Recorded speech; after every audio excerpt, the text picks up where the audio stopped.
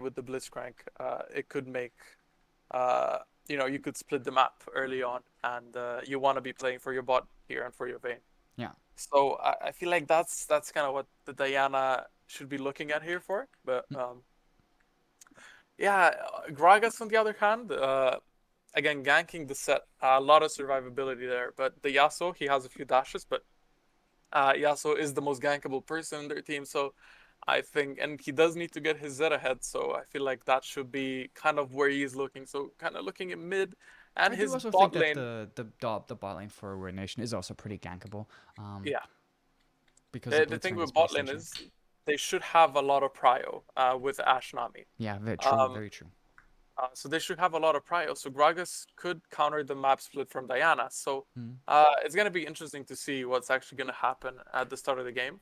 Mm. Um, I mean, personally, I'm a jungler, but I tend to run it down most games. So Yeah.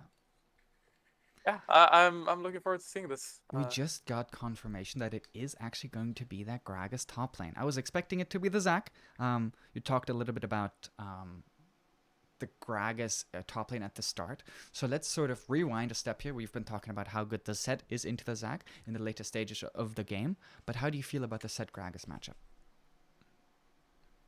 Telegram, I guess.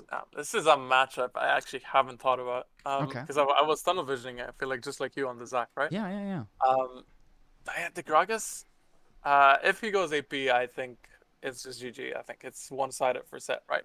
But I Hmm. think going tank, because he gets a lot of damage reduction on his W, a lot of sustain from his passive. So this could just be a really, really passive top lane from both sides. And as long as Gragas doesn't die, it's going to be, it should be fine, really. Yeah. Um, and he's still going to bring just as much to the team as he would otherwise. But what this does, it enables Zac much more. And it enables those ganks, especially on mid lane onto the Yasuo. Yeah. And on the bot lane as well with the Prio. So, yeah, this is I think this is much better than what we originally thought it's going to be. I felt like the Zac top Gragas jungle was going to be much worse Yeah. than what this is now. This is, I Good think, adaptation, yeah. yeah, yeah, yeah, definitely. Um, I think some of the things that we do have to mention is um, the wind wall can actually be very crucial in denying a lot of the engaged threats coming out from the side of Crown of the Ruin King, right? The Ashe Arrow, the Nami ult, and the Gragas ult can all be blocked by the wind wall. So in later stages, it might be tough to just like straight up front to back. But maybe with a flank from the Zac or the Gragas, there can be some sort of chaos that can be created. I think if Crown of the Ruin King managed to like if I have to imagine a game state where Crown of the Ruined King would feel the most comfortable in, it is utilizing the priority that you get from having that Ashe Nami bot lane, maybe transferring that into vision control, and then trying to play around the vision control. Because I think if they're coming from flanks, as the side of NRN might try to approach the objective, if they're all sort of like spread out and like come in from all these different angles, then it's not that easy to find that Diana out that you're really looking for. So that is sort of like what I'm hoping to see coming out from the side of Crown of the Ruin King. I know it's not easy, right? But they do have some priority that we've been talking about to actually make things happen. And priority always gives you tempo. Do you think tempo has been a big factor so far in the SLE? I feel like especially in the teams that made Division One already, like Hmm. Forsaken and SG Momentum, especially Momentum, the puns there with the tempo, right? Yeah. Um, I feel like once you get the ball rolling, you just can't drop it. If you drop the ball once, then you just open yourself up for a potential comeback. And when Red Team One played against Insomnia, right? Um, we did kind of try to end the game as fast as possible, right? But it really did show what just dying in their base and how that slowed down our tempo, right? Yeah. Because you need to push your team, but you also need to not over push it, because once you over push it, it just completely resets you, right?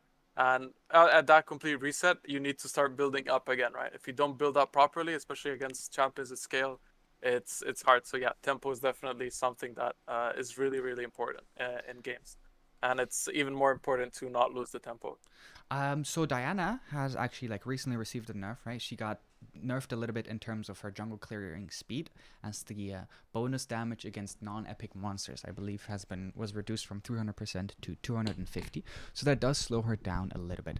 Her jungle clear still absolutely incredible. Do you think Yeah, that the you Zac can even like slightly look to match it? Because no. Zac has some okay AoE clear. He does really struggle with those single target camps, of course. So you think there's no way that Zac even like is slightly close to catching her? As I know, when I played Diana, like actually was the last patch. Did she get nerfed this patch or was it last Last patch? patch, last patch. Yeah, no. Not this one. Then the last time I played Diana, I was on the changes. So, Mm. yeah, with no clear, you can still clear the whole jungle before Scuttle spawns. So there is no way Zac can match that. One of the reasons why Diana is in the meta now somewhat, and champions like Udyr and all of those were in the meta beforehand, was Mm. just because how fast their clear speeds were. Then the jungle changes came in, and that kind of opens the door for new junglers. That's why we're seeing Jarvan again. That's why we're seeing Zac picked here, Lee Sin. because yeah, that's because ganking is kind of mixed together with farming at this point. So, Mm. uh, you know, Diana and Zac this game have different jobs. Zac is there to gank and get his team ahead. Diana is there to power farm to level 6 and then look for those team fights. So kind of the idea behind what a jungler is supposed to do is a bit different here. So it's not going to be about clears. I think they also don't want to meet in the jungle because Diana is just easily going to clap Zac in a 1v1 fight. So Mm-hmm. yeah, so it's going to be down to the starting path. Do you think that the 2v2 maybe is something that Crown of the Ruined King can then leverage for themselves, or do you see Diana Yasuo just straight up beating out the Zac Zed? Depends on the resets, right? Mm-hmm. Depends what items people have. Depends on the reset timers. If the Zac resets before Diana and he comes back with a Bami Cinder and they look for a 2v2, then Zac Z is going to win. Especially if Zac goes into his passive and top lane is in a good position to TP on it, right? Because you can do that with Zac. Mm. Yeah, there's a lot. It's just based on timings. If it's even items, pre 6, I think Diana Yasuo do win it. Mostly because of Diana. She has so much damage that it's massive. Well, guys, we've been absolutely shreked so far by the waiting time, but as we now load into the swamp, the wait is finally over. You didn't. I did. You didn't just do that. I did. I even told you before. I'm gonna make a Shrek joke. Yeah, that's what we're gonna have to. That's the reality that we live in. But this reality is not a bad one. As finally we're onto the rift, and we now see actually the side of NSG Ruination coming in here together and setting up a cheeky little bit of a level 1. Let's see if Just League Things is paying attention. Oh my goodness, Flash failed and Ashe is dead. Not a great start here for that side, as Nikshan actually lands the aggressive flash hook forwards. Yeah, so that's a flash on Blitzcrank and flash on Ashe, but that was just we said it beforehand that Ruination could look for a potential invade here, and Yeah. that's what they did. They burned 2 flashes, and imagine if the Blitzcrank was running Inspiration with a Hextech flash or Hex flash or whatever it's called, but Hmm. yeah. We don't see that coming out here, but now we see that both of the junglers will start up towards the top side.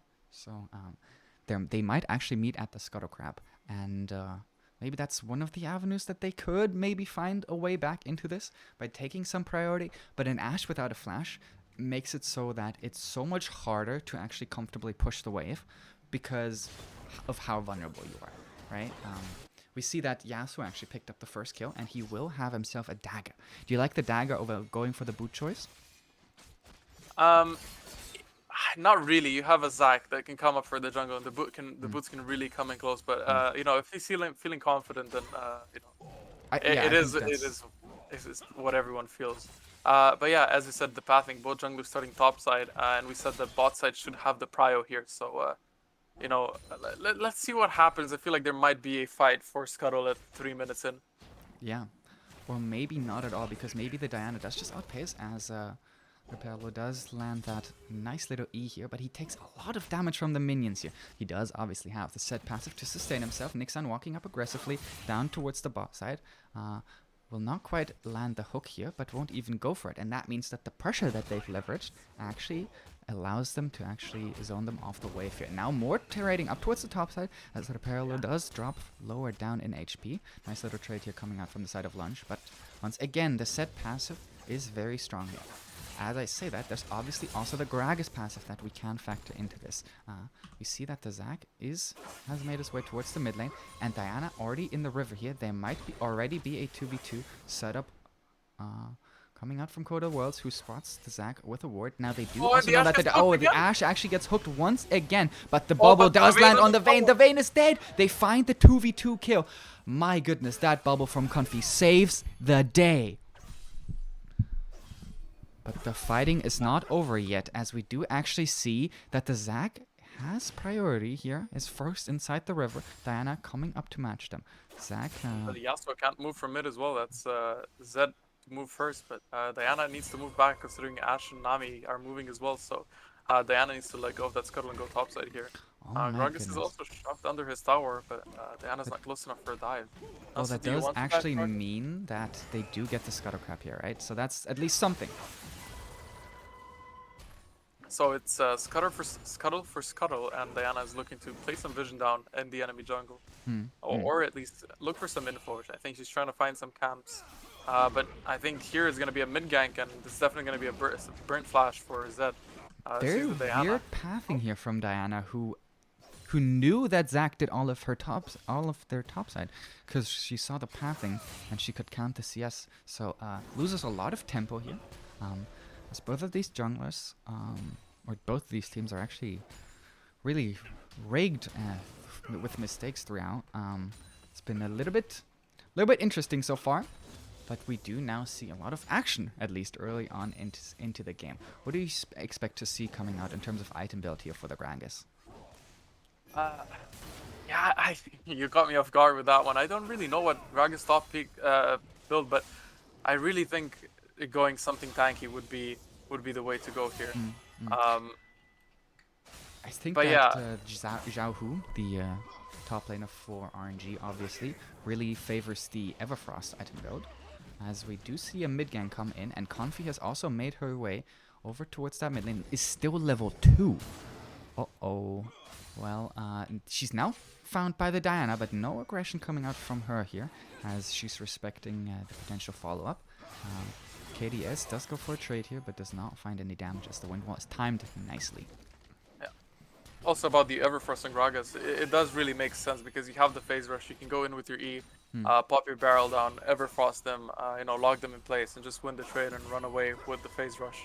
And that is how the trades have been going on for top lane so far. And usually after the Everfrost, you do go on a tank build, but I think maybe on his back here, just getting something like a Bramble Vest is a good idea. This will have to be an early smite here from Coda Worlds. Obviously, the solo dragon take is pretty good here. Does smite it now, but there's no one to actually punish that whatsoever, as she will end up picking up the dragon here. As I say that, one more auto from the dragon is not enough, and it does go over to the side of Ruination here, as maybe we're starting to calm things down a little bit. We do see a slight CS advantage here from the side of the Vayne here, as Listener's looking. And Zac is looking as well, as the bubble does miss here, but a 2-man knock-up here from Darkshin, and so the Vayne flash is not enough to actually save them, and they find 2 kills. And here's the TP coming out from Set here. He does have the level 6 mark already, but the W is utilized here, as the Yasuo doesn't actually ult the Zed, even though the knock-up lands. I think it's just for trade. You don't really want to burn. A flash forward from Zac here, and he does Set here rather, as she just gets the solo 1v2 kill. Now here are both of the mid laners ultimate, as Sage is trying to move, but the moves are not enough. But here's Darkshin to at least clean up that kill. Ooh, I thought we were gonna calm down a little bit, as there's just action all over the place. And you were wrong with that one. And on top, those Set's also losing a lot of CS here, and Gragas might even pick up a plate. So, sure, he got a kill on bot lane, but was it worth it? You lose a lot of CS, you can't push out bot lane. Maybe what would have been better here is for the bot lane to just run straight up top and let Zac Set push out the wave. Would have been a beautiful timing as well, as the Rift Herald will spawn in just a minute. And I've talked about it on the earlier cast. Not enough teams are swapping up for Herald, including RT1, by the way, except that one time. Oh, That was pretty nice. well, we had 3 games, and one of them was a bit, you know. True, true, true. As now, Code of Worlds is spotted out here by the Gragas, but he's on That's his not no own, backup, and though. so they know about him. What is he trying to achieve here? He does have the ultimate, and none of the other ultimates are available. The stun will not land from the side of the Zac as he tries to go for the solo kill. Both of them flash here. Blue buff is still alive, and now the Gragas finds himself moving as caught well. behind enemy lines. Yasuo is looking to move here as another Q from Diana lands here, but she might just go down to the blue buff as we see more action down towards the bot side. Darkshan finding yet another kill and 2 more kills here for the side of Crown of the Ruin King in that bot lane. So that is certainly the avenue that they have looked to prioritize. Yeah, that was a really nicely timed play from Zac there as well. He knew Diana stop. He knew that if there's a time to make a play on bot lane, it was then. It was going to be no help. Yasuo was moving up for Gragas as well, and Gragas getting out. Gragas lived! Yeah. He actually lived. Now, he does have a lot of CS to collect here, and that turret plate will be equalized here for the side of Reperlo as he's cleaning up the minion wave under this turret, but he's still down 10 CS. Now, a nice timing here from Darkshin means that even though Magic TM might have looked for a solo kill, him just giving that cover Oh, but as this now, turn's going to go in. Nami's yeah, mid lane. and the flash is down for the Ashe once again. He does And keep not in mind, just looking at it, Gragas did opt to go for the Bramble Vest, which really does help negate set sustain on lane. Well, bot's looking for a freeze there, but you know, keeping going with items that Yana yet to reset. Okay, you are correct about that, but they do both have their ultimates available as they're walking up here and don't quite punish lunge as Code of Worlds does finish the recall. Was pretty low as well. Could have potentially looked for that though. Yeah, wow, this is certainly interesting as now Yasuo might look for yet another solo kill, and that plain and simple is that. This time Darkshan not in mid lane to clean that up, and this is the counter pick that they elected to go for, but it's not working out so far. Yeah, I think it also shows that Magic has definitely played some of that matchup, knew how Zed works, knew where he's going to come out. I mean, it is common knowledge, but that Zed always comes out behind you, right? But it still takes some time to get used to it. A couple games against the Zed to really like put it into effect, knowing where he's gonna come out, because that tornado was perfectly timed as well. True, and it is a treat to watch good Yasuos, right? Even though there may be some people that really dislike that champion. There's a lot of mechanical stuff you can do with him, especially with some EQ flashes and Yeah. a lot of stuff you can actually do. And the fact that he's 3-1 is a good sign so far, because he is one of the carries in the team. Considering Vayne is far behind, and Vayne, I think, is the answer to their 2 tanks. The fact that she's behind could be a bad thing for Ruination here. I think that almost all of them, except the Blitzcrank, of course, are pretty good into tanks here. Like, right? The Yasuo obviously having that armor penetration that he gains from the ultimate as the hook goes onto a minion here. Nice little attempt as Code of Worlds was down there. Kind of missed here, sadly, before I just leaked things. He does almost have his flash available, so this is pretty nice time if they do manage to get that gank off. The Q going wide means that he also misses the cannon up in top lane. A little bit sad, and a sad B. And Zac is bot there as well. If there's going to be a fight, this is going to be a messy 3v3. Oh, and the fight has already in. started, and they're trying to CC down the Vayne, and they will manage to do so. 3-man ultimate coming up from Code of Worlds, but there's just not enough damage, and the exhaust means that they pick up 2 kills so far as they're looking for the 3rd one in the bot lane. Darkshan continually finding advantages with those bot lane ganks, and is now at 404. Yeah, that was a really nicely timed gank from Zac there. The moment Blitz also moved out of the lane, he just went in. Vayne cleanse, nothing really to do, and perfectly timed exhaust from Confi there on the Diana, making her ult basically irrelevant in that fight. So yeah, that was really well played from Crown of the Ruin King. I'm a big fan of seeing them actually go for these proactive moves down towards the bot side, right? We talked about the lane priority, and now for the next fight, having Ashe flash back up is certainly impactful. Now having collected 5 kills for herself has certainly set up as a win condition together with that Zac. And they've looked really good so far. You know, Recall we will did be talk about interrupted the here temp. by Reperlo. He ults the Gragas backwards, but that just means that the Gragas has the ability to just E out of that. Diana topside, they could potentially be looking for a dive in the next minute or two. As Oh, Zed maybe on yet mid, another solo kill. Nice movement here so far from Sage as he does get away from this. Now Zac is pretty tanky, and here's the Blitzcrank roam to try to answer this. Minion wave means that he can't go for the hook immediately, and so he will not find that. Lunge once again finding himself in a similar position, but this time the set ultimate is down. But that means that the E into the minion wave will land here. W flash forward as well, as the flash from Lunge means that he does live. Coda Worlds being around here as Darkshin and in Zac mid on lane. mid on Magic here, if he gets it off, but no, he doesn't get the knockback on the Q. So that could have been really dangerous for Yasuo there, but Zed wasn't there as well to finish it up. But yeah, anyway, talking about the tempo, right? Start of the game, we said tempo is what matters. Yeah. Uh, and that Diana start of the Oh, this game time he where does land the knockup, but the Z ultimate is not quite available. So the he beat Yasuo Zed tries as to well. answer it and starts with the ultimate, as Zed has made his way into the mid lane, but the Zac is extremely tanky, and so they do manage to actually survive and find that. Zac passive also being available means that he Oh. doesn't quite go down to that W. However, Raperlo does find that. Oh, Diana is here to clean the Zac blobs up. He does manage to just about survive, as now a flash forward with a Moonfall. Diana. Beautiful play here coming out from the side of Code of Worlds as they're trying to find an answer in that mid lane. A crazy skirmish. We said that this game has potential for a bloodbath.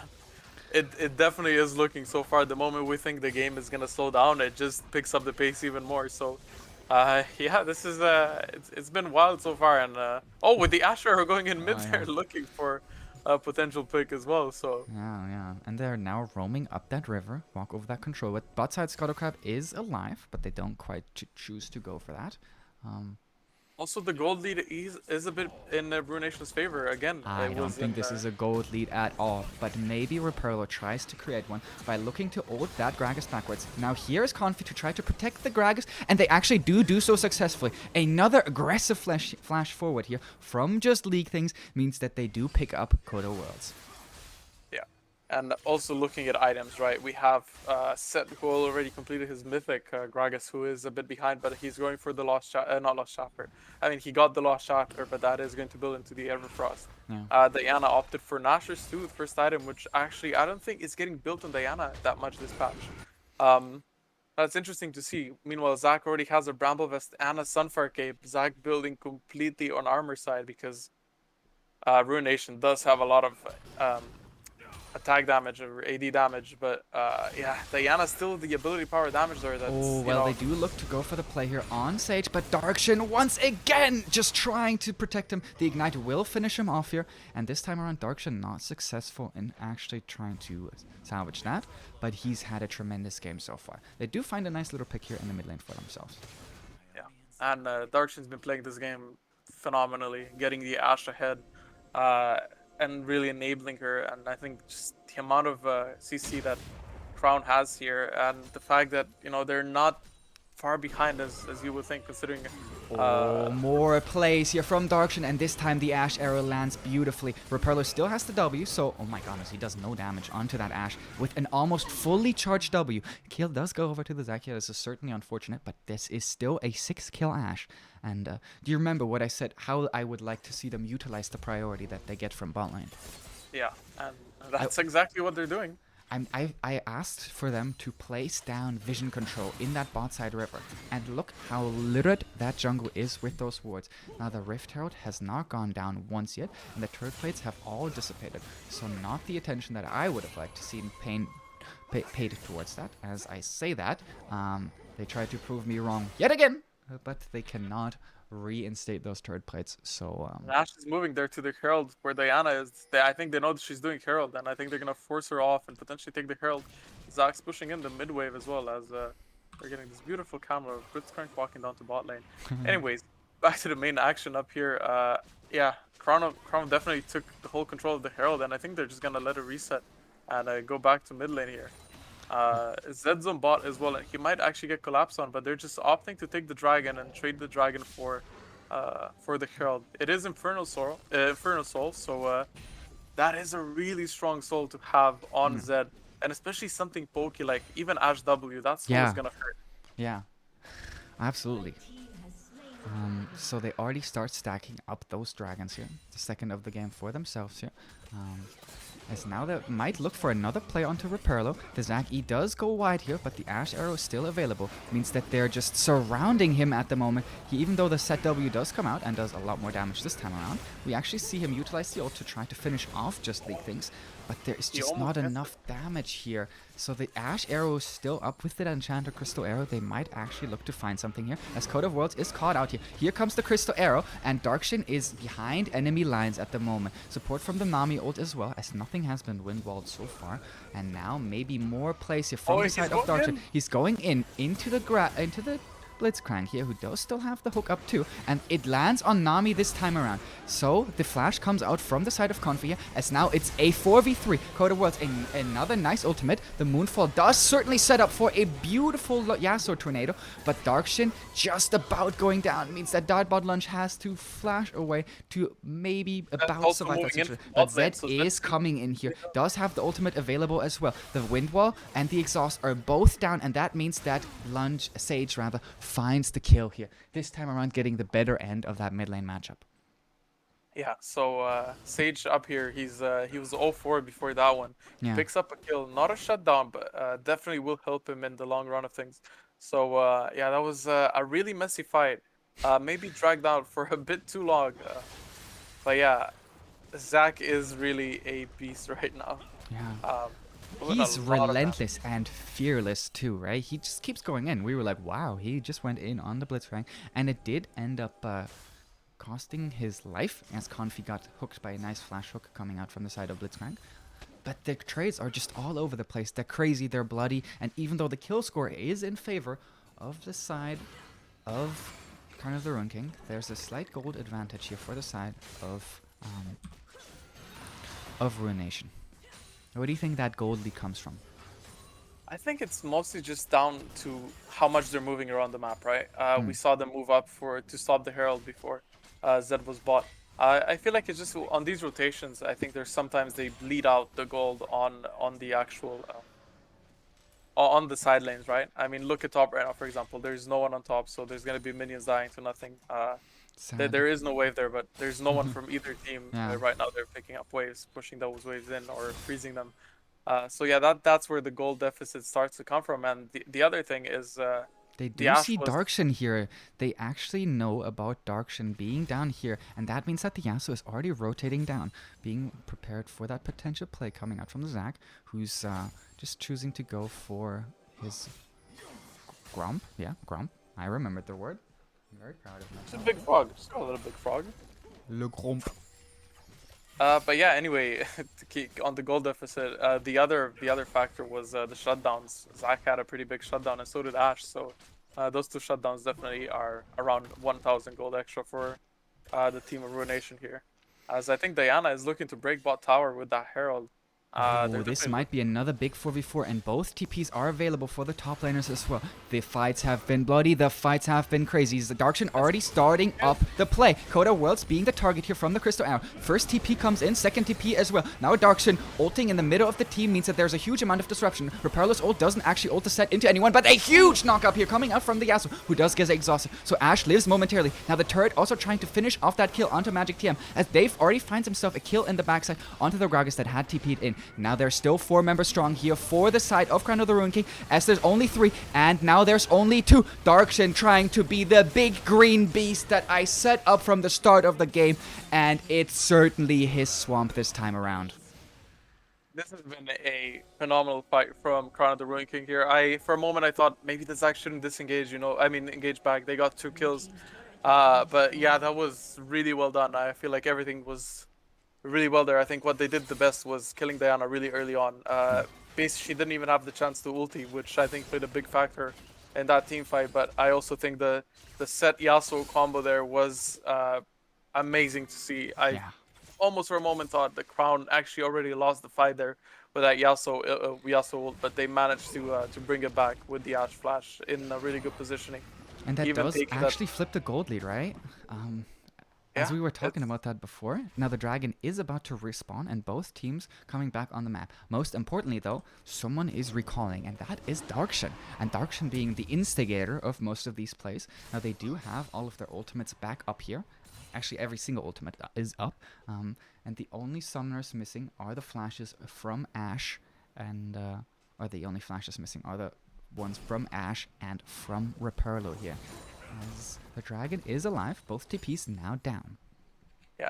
He did pick up a Spectre Skull and a Kindle Gem on the back, right? So that's some extra health, extra MR, extra base region, um, extra ability haste on the Zac, and that's a lot of stuff on a champion that's already Yeah, and the this far dragon ahead. has already started up. Maybe Code of Worlds. If he finds the engage, he can maybe dictate the fight more to what he would like. The dragon just goes down as here comes the Crystal Arrow. It is sort of used as more of a disengage tool, as Code of Worlds was also trying to look to do the same. The Ashe are right now on a 71-second cooldown as well, so it's almost at the point where you just throw it out all the time because you just don't care about the cooldown, and the bot tower also being on 7 HP Oh right now. my So goodness. Let's look that at this is thing. Oh, this might be one of the lowest turrets I have ever seen in my entire life. Now, KDS is looking to potentially find the Vayne, who's split pushing alone. But if there's one thing that Vayne can do that other AD carries necessarily can't do that much, it is actually split push. Darkshin tries to change that narrative up by also making his way down here and bringing Confi with him as they're both looking to sweep some of these wards. They do find Nixon actually placing down one of them, and they do manage to clear that out. The gold is so close between these two teams. yeah. But what's important to look out for here is the fact that Crown of the Ruined King is one dragon away from Soul, and Yeah, it's that Infernal Soul. yeah. And we mentioned it before, and on how big the Ashe is, 1038, with Ash is trying to be shield. bigger, lands a nice Crystal Era as the Everfrost also catches onto Reperlo. He does manage to ult the Gragas nicely here, but the bubble means that Reperlo is so far away from these carries that he just can't find the damage. He does certainly try to heal up, but that was a nice setup here from the side of Crown of the Ruined King. Also, really nice peel for Ashe there with the Nami bubble, with the Gragas ult, just keeping set away from their Ashe, and that's just what you love to see. An AD carry that's not getting one shot. You told me about a 20-minute Baron possibility for Diana, but it is actually the side of Crown of the Ruined King who managed to find themselves priority on this objective so far. King Daddy Sage trying to... Oh, gets actually knocked up and hooked and tries to flash away. Still alive. That means that now the engage is turned around. Diana ult still available, but once again she goes down without having the ability to utilize it. And so they find kill after kill. And even though the Baron hasn't fallen yet, it is certainly looking that way as Dave is in the side lane AFK. Yeah, and I think, we mentioned before the game how, in our pre-game talk show, let's call it like that, right? Yeah, podcast. when we talked to Confi and King Daddy Sage, right? Yeah. They mentioned how long they've been playing together and how they're trying to have fun, and I feel like these team fights are really those of friends that have played for a long time and know each other's almost in and out how they're gonna act in a fight because they are executing these team fights uh almost perfectly. Sometimes they just want to fight, they just want to go fun, and that's where those 24 kills come from. And if you convert those kills into objectives like they did with the dragons, I think that's just a recipe for a win. It is indeed. I think the one word that really sticks out to me that I think of when I look at this is trust. These people really trust each other. We saw that initially with the play onto the set. As I say that, he tries to look for a solo kill. That looked pretty funny. The way that the Everfrost and W were basically cast at the same time. Also the Everfrost going wide, but he lives. He lives. But yeah, trust. These people seem to have a lot of trust in each other. The fact that they can keep the Ashe safe, the fact that the Zac can be reliably going in once again over and over, and that Ashe arrow is simply on point every single time. Now King Daddy Sage has had enough. He was 0 and 4, and now he's 4 and 4. Finding kill after kill after kill after kill. And Just League Things is trying to look for a play onto the top side. Already slowing down the set. Now already having utilized his W means that it's not available. The ult comes out here from Reperlo. Nice pullback on the E. But the W just not being available. Oh, and the bomba. Oh, you love to see that. Again, Just League Things is popping off this game with his positioning. I feel like it's being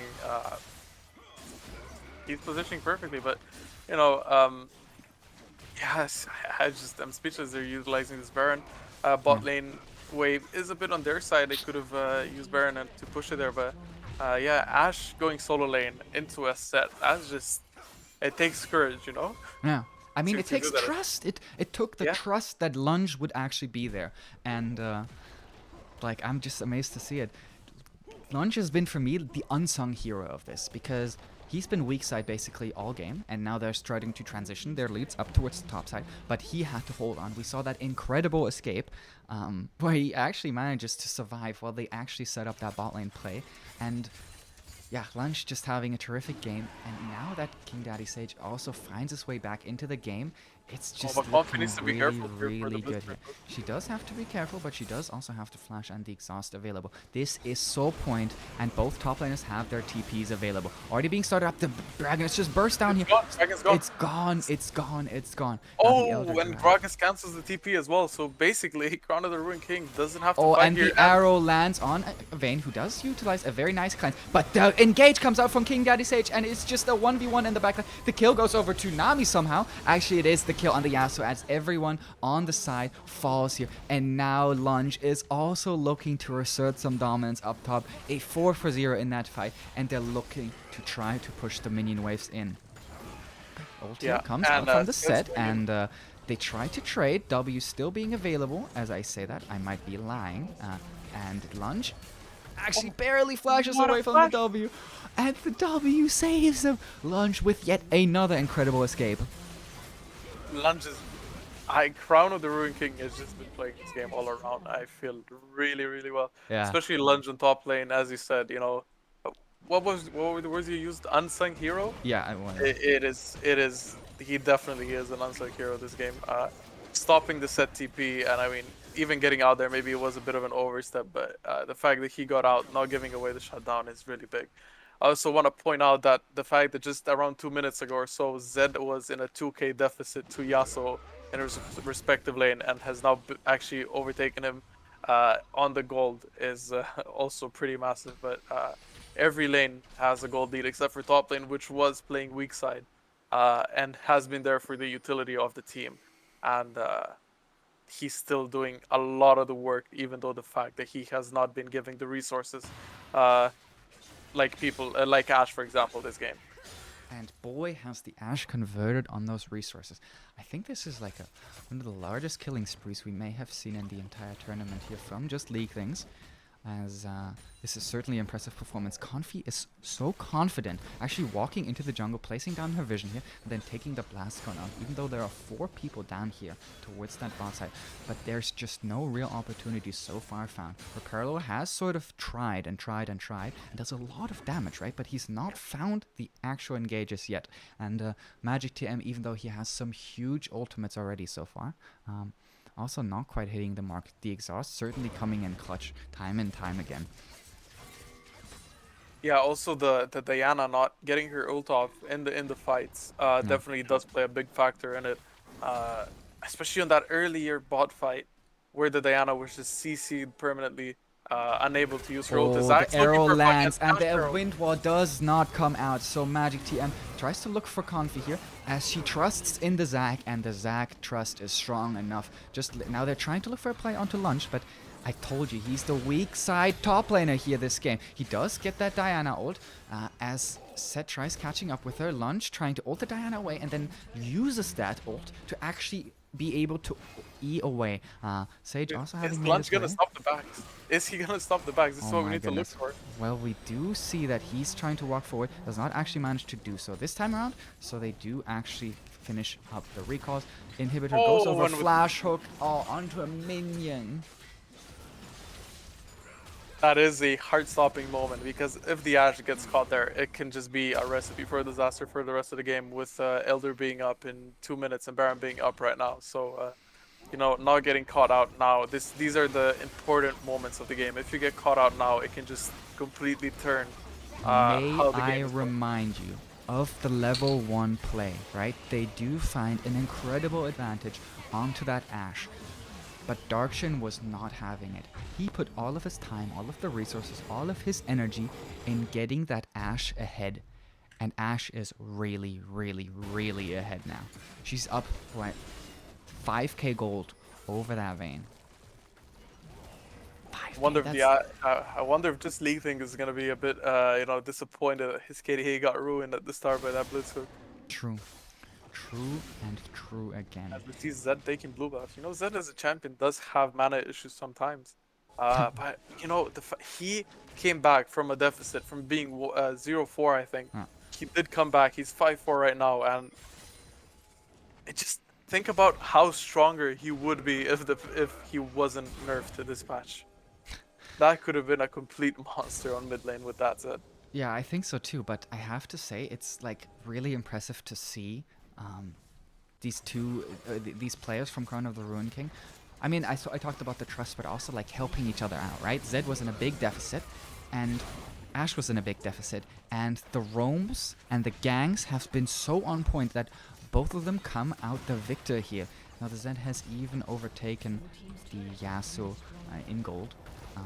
Oh, the back is cancelled, and the Crystal Elder does land here as Darkshin wants to wrap up the game. The wind wall does block the Nami ultimate, but there's already 2 kills here for the side of KDS as he tries to go on to the Vayne. He does not find the kill and gets killed instead, but Dave is just so unbelievably yo. Yes, the Diana ult comes out, but Reperlo is kited to oblivion here. He does manage to find the R, and a lot of damage is traded onto Zek, but even the Zek passive is still available, and they're hammering home this game, going 1 and 2 in their group and finding the win that they were so desperately asking for. What a beautiful game here coming out from the side of Crown of the Ruin King. I am certainly impressed. Yeah, I think they definitely proved that. Even though they won Division 2, I think they proved that they are a force to be reckoned with in Division 2. And yeah, I think they just show that what having trust in your teammates does in team fights like this. It's Yeah. just it was fun to see. And before the game, we said that they can make the game look fun, especially when you play with people you know for a long time. Yeah. You can make the game look fun, and I had a lot of fun watching this game.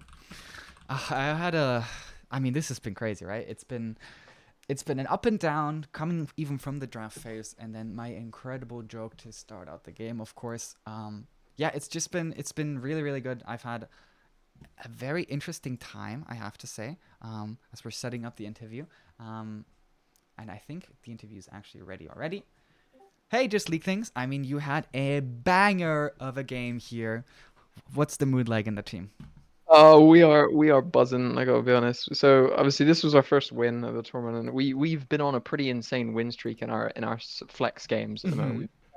We've been really working on ourselves to try and improve, because that's one of the things I think that us as a team is one of our talents, is that we've, if you look at us at game one and you look at us now, I think there's an insane difference of how we've come together in terms of cohesion of a team, our strategies and our ideas of what to do. They've actually come together, and we have something to actually do.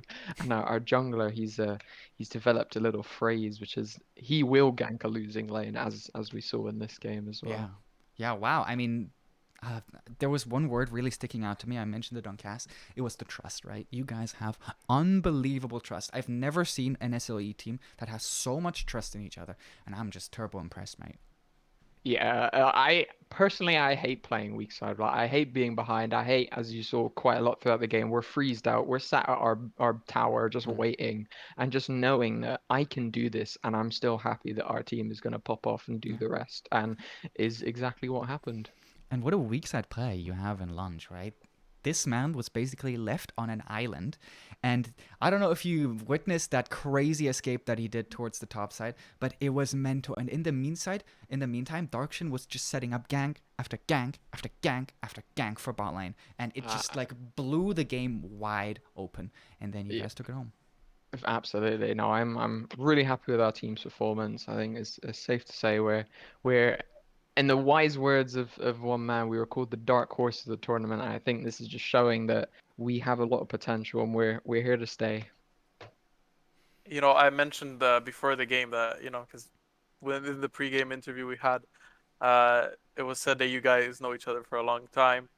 You and support, you and Confi actually being in a relationship. So that trust and knowing people for so long and playing for so long. I mentioned that you guys have fun playing the game.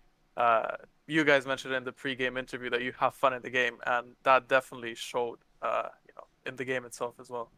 Yeah, we were having a lot of fun this game. Like, if you could have heard our voice chat, it was pretty noisy. I'll be honest. We were all sort of like for the first 10 minutes, it was pretty intense because we were Hmm. like, all right, we're kind of behind. We need to focus. And then Yeah. towards the end of the games, we got a bit more comfortable. We relaxed a little bit. We were all having fun. I think that's where we came into our stride and sort of brought it home, if you will. And we had fun as well casting the game. Thank you so much. I know it was actually pretty difficult to even get this show on the road. And you guys Some have been technical absolutely difficulties. amazing. Yeah, thank you so much for coming on. I'm very happy to see that you achieved your goal today. Um, thanks for coming on. Thanks for having me, and we'll see you guys in the next one. Yeah, Yeah, see you. Good hopefully. luck in your next games. Well, Sanix, it's been a longer day than expected with some crazy technical difficulties, some intense pause stalling, and it's been wonderful to have you on for the Yeah, journey. it's been a wild ride, I'd say. Yeah, it has. Uh, but it's been a fun one as well. So yeah, I'm glad I came here to commentate this match. It's definitely worth it. I hope everyone watching also had a great time. And I would like to thank you all for joining in. And yeah, thanks for having me on here. So Thanks for coming on, mate. Good night to everyone watching the game. Good night to everyone sticking around. Uh, good night.